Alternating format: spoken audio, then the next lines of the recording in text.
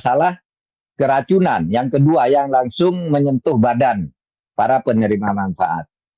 Nah, dia optimis waktu itu tuh gampang tuh kalau korupsi enggak ada tuh gampang diatasi, gampang apa. Ternyata korupsinya paling besar di dalam beberapa tahun terakhir ini. Jadi triliunan uang dia makan begitu saja dan merasa tidak berbuat apa-apa gitu sebelum dia ditangkap, merasa semuanya baik-baik saja, sudah diingatkan berkali-kali, merasa semuanya baik-baik saja dan nekat.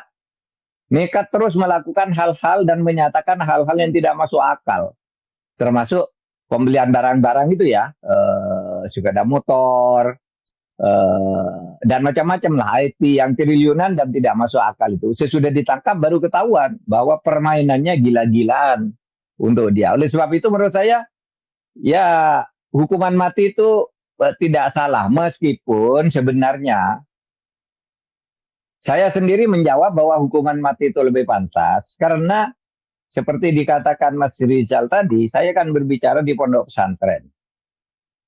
Nah, pondok pesantren itu kan menurut fikihnya sering berpendapat gitu. Apalagi waktu itu kuliah di Ma'had Ali. Ma'had Ali itu tingkat perguruan tinggi lah, pesantren yang sudah tingkat universitas. Ma'had Ali itu.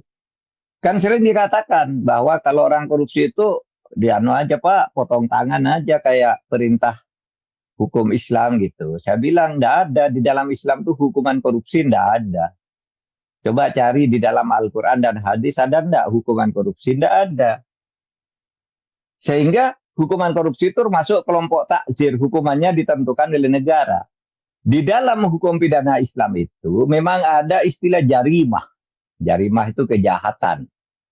Nah, atau di dalam studi fikihnya masuk dalam kelompok jinayah. Hukum pidana Islam itu jinayah. Dalam hukum pidana itu kan hukuman tindak pidana tertentu tuh hukumannya ada dua yang pasti.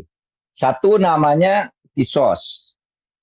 Kalau kisos itu orang membunuh harus dihukum bunuh. Tapi harus setara. Kalau yang membunuh orang merdeka, yang dibunuh orang